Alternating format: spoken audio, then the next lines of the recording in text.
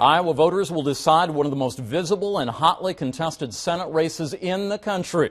This weekend, Democrat Bruce Braley and Republican Joni Ernst both spent time in the corridor trying to get out the early vote and convince those who still haven't made up their minds. Fox 28 News reporter Kevin Barry in the newsroom tonight with the latest. Kevin? Yeah, Matt, with early voting already going on in Iowa and certainly no shortage of political ads on television, there's still about 10% of voters who say they are undecided. And we spoke with some today and no, they have not been living under a rock.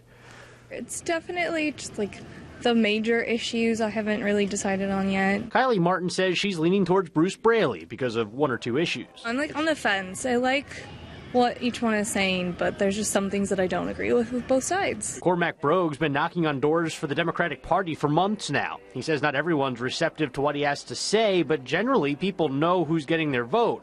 When he finds someone who doesn't, it's strange.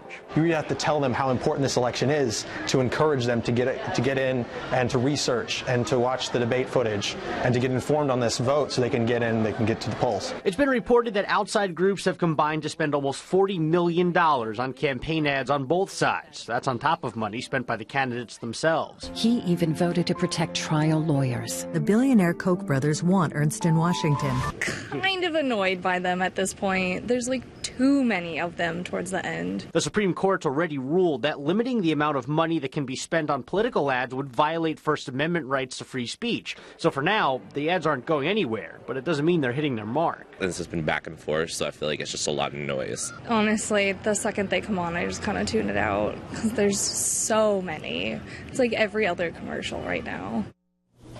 The point of the events this weekend is to try to get people out to vote before Election Day, which is something Democrats are historically better at than Republicans. Joni Ernst says the Republicans are doing better, but a Quinnipiac poll says of the votes already cast, 51% have gone to Bruce Braley, only 37 have gone to Ernst. So far, that's the same poll that says this race will eventually be a dead heat by the end. Kevin Barry, Fox 28 News. Right down to the wire. Kevin, thank you.